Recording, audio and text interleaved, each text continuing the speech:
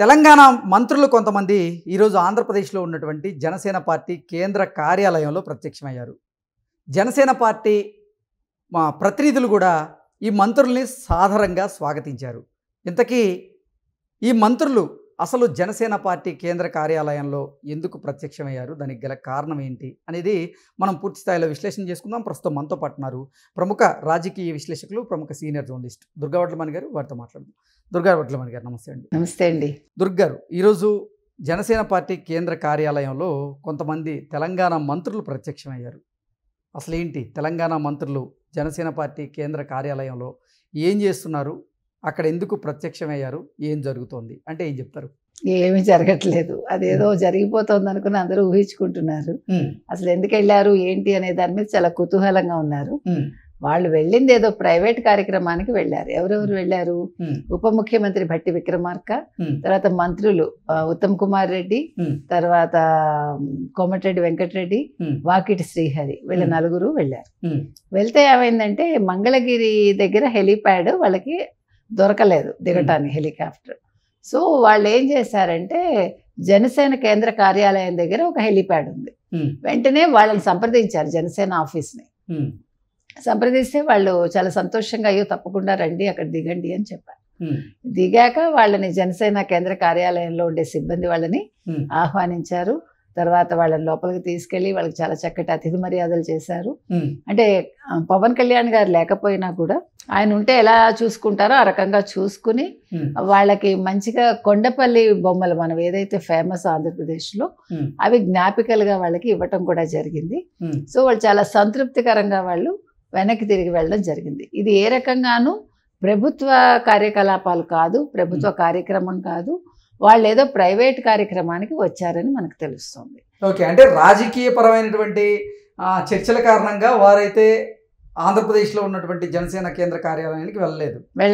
Okay, హెలిప్యాడ్ని ఉపయోగించుకోవడం కోసం మాత్రమే తెలంగాణకి చెందినటువంటి ఆ నలుగురు మంత్రులు ఆంధ్రప్రదేశ్లో ఉన్నటువంటి జనసేన పార్టీ కేంద్ర కార్యాలయంలో ప్రత్యక్షమయ్యారు తప్ప ఇంకేమీ లేదంటారు. రీజన్ ఏమీ లేదు. తర్వాత వీళ్ళతో పాటు మళ్ళా తర్వాత పొంగులేటి శ్రీనివాసరెడ్డి గారు కూడా కలిశారని తెలుస్తోంది. సో వీళ్ళందరూ కలిసి ఆ కార్యక్రమానికి హాజరయ్యారండి. తర్వాత వీళ్ళు మీరు అన్నట్టుగా ఎటువంటి రాజకీయ చర్చలు కానీ లేకపోతే రాజకీయం కానీ ఇందులో లేదు ఏ రకంగానూ. ఎందుకంటే ఇప్పుడు వీళ్ళకి వాళ్ళకి అలాంటి అవకాశాలు అవసరాలు ప్రస్తుతం అయితే మనకేం కనిపించట్లేదు. ఇప్పుడు బనకచర్లకి దీనికి సంబంధం లేదు. బనకచర్ల అది వేరే అంశం, అంటే వాళ్ళు వచ్చి మాట్లాడటానికి, అంటే ఉత్తమ్ కుమార్ రెడ్డి వచ్చారు కాబట్టి బనకచర్ల అంశం ఉంటుందా అని ఒక డౌట్ రావచ్చు ఎవరికైనా. సో ఇక్కడ ఇంకొకటి, అసలు ఈ మధ్య కాలంలో చూసుకున్నట్లయితే తెలంగాణ మంత్రులు చాలా మంది కూడా బనకచర్ల విషయంలో ఆంధ్రప్రదేశ్ని టార్గెట్గా చేసుకొని కొన్ని వ్యాఖ్యలు చేశారు. ఈ నేపథ్యంలోనే అసలు తెలంగాణకు చెందినటువంటి కొంతమంది మంత్రులు ఈరోజు జనసేన పార్టీ కేంద్ర కార్యాలయంలో ప్రత్యక్షం అవడం మీద నిజంగా భిన్నాభిప్రాయాలు అయితే వ్యక్తం అవుతూ ఉన్నాయి. దాని మీద ఏమంటారు? అసలు ఖచ్చితంగా కాదండి ఇది. అంటే వాళ్ళ హెలిప్యాడ్ లేకపోవటం వల్ల వాళ్ళ జనసేన వాళ్ళని అడగడం జరిగింది, జనసేన హెలిప్యాడ్ వాడుకోవడం జరిగింది. ఏదో బనకచర్ల విషయాలు తెర మీదకి వస్తున్నాయి కాబట్టి వీళ్ళు బనకచర్ల కూడా మాట్లాడారా? మాట్లాడితే వాళ్ళు ఇతనితో ఎందుకు మాట్లాడతారు కదా, మాట్లాడితే వాళ్ళు చంద్రబాబు నాయుడు గారితో మాట్లాడాలి లేదా కన్సర్న్ మినిస్టర్తో మాట్లాడాలి. కాబట్టి ఇక్కడ అవేం లేవండి. అంటే ఇప్పుడు ఇంకొకటి, ఇప్పుడు రెండు ప్రభుత్వాల మధ్య కావచ్చు, ఇద్దరు ముఖ్యమంత్రుల మధ్య కావచ్చు, తెలంగాణ ఆంధ్ర ఇద్దరు మంత్రుల మధ్య కావచ్చు, ఏ రకమైన చర్చలు అవసరం లేదు. ఇప్పుడు ప్రజెంట్ ఎటువంటి అంశాలు లేవు, లేదు ఏ రకంగా కొట్టుకోవడాలు లేవు, అంటే విభేదాలు ఏమీ లేవు. బనకచర్ల విషయం కూడా సామరస్యంగా పరిష్కరించుకుంటారు. ఖచ్చితంగా బనకచర్ల అనేది ఇవాళ రాయలసీమకు అవసరం.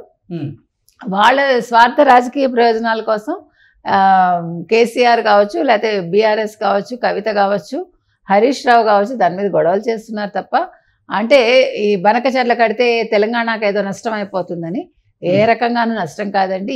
ఏదైతే వరద నీరు ద్వారా 2000 TMC వేస్ట్ అవుతుందో అందులోంచి 200 TMCనే ఆంధ్రప్రదేశ్ ప్రభుత్వం వాడుకుంటానంటుంది బనకచర్ల నిర్మాణం వల్ల. కాబట్టి ఇది ఏ రకంగానూ కూడా ఎవరికి నష్టం జరిగేది కాదు. తెలంగాణకు అసలు ఏ రకంగానూ దానివల్ల ఇబ్బందులు ఉండవు. తెలంగాణ రైతులు ఏ రకంగా నష్టపోరు, ప్రజానీకం కూడా నష్టపోదు. ఒక రకంగా రాయలసీమ రత్నాలసీమగా మారడానికి అవకాశం ఉంది. ఆ విషయాన్ని గతంలో ఇదే కేసీఆర్ ప్రామిస్ చేశారు. అక్కడికి వెళ్ళి చెప్పారు, రోజా గారి ఇంటికి వెళ్ళి భోజనం చేశారు, ఇన్ని చేశారు. కాబట్టి ఇవాళ అడ్డుకుంటున్నారంటే వాళ్ళ స్వార్థ ప్రయోజనాల కోసం వాళ్ళు అడ్డుకుంటున్నారు. కానీ నిన్నటి ఈ మంత్రులు ఎవరైతే ఆంధ్రాకి వెళ్ళారో there is no way connected to Banakacherla issue అండి. వాళ్ళు వ్యక్తిగతంగా వెళ్ళారు, ఏదో ఒక ప్రైవేట్ కార్యక్రమానికి హాజరయ్యారు. రాజకీయ అసలు పర్యటన కాదు, రాజకీయ దురుద్దేశాలు వీటికి అంటగట్టాల్సిన అవసరం అంతకంటా లేదు. ఓకే, అసలు ఈ 5 తెలంగాణ మంత్రులు ఏ కార్యక్రమం కోసం ఆంధ్రప్రదేశ్ వెళ్లాల్సి వచ్చింది?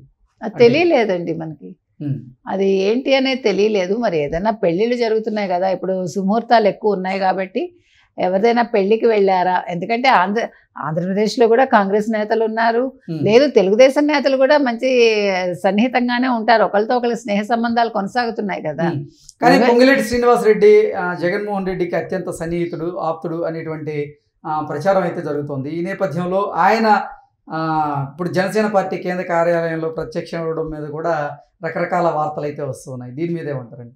అంటే పొంగులేటికి మీరు అన్నట్టుగా ఆయన జనసేన నుంచి వచ్చాడు కాబట్టి మీకు ఇదే అవ్వచ్చు, నేను కాదని అంటలేదు. కానీ ఐ డోంట్ థింక్ సో. లేదు, ఇప్పుడు జనసేనని కలిస్తే ఇప్పుడు జనసేనకి జగన్కి ఏమైనా వీళ్ళు సామరస్యం తీసుకొచ్చేస్తారా? జరిగే పనుల కాదు కదా. ఇప్పుడు పొంగులేటి వచ్చారు కాబట్టి జనసేన వ్యవహారంలో మార్పు వస్తుందా? పొంగులేటి వచ్చారు కాబట్టి పవన్తో ఏదైనా మాట్లాడతారా? ఇలాంటి సందేహాలు అనవసరం అండి. ఇప్పుడు ఇంకొకటి మనం నేర్చుకోవాల్సింది ఏంటంటే, ఒకవేళ వాళ్ళ అపోజిషన్ పార్టీ అయినా కూడా అవసరానికి వచ్చినప్పుడు ఎవరైనా కూడా వాళ్ళకి చేయూతనివ్వాలి, ఎవరైనా వాళ్ళని సాధారణంగా ఆహ్వానించాలి. మీరు మాకు సంబంధం లేదు అని దూరంగా విసిరేయకూడదు, నెంబర్ 1. నెంబర్ 2, స్నేహం వేరు, రాజకీయం వేరు. స్నేహంగా ఉండొచ్చు, తప్పే ఉంది. ఇప్పుడు ఇంకో పార్టీలో ఉంటే ఈ వ్యక్తితోటి స్నేహంగా ఉండకూడదు అనడం తప్పు కదా. అది చేసేది వైసీపీ, మిగతా పార్టీలు అలా చేస్తాయని నేను అనుకోనండి.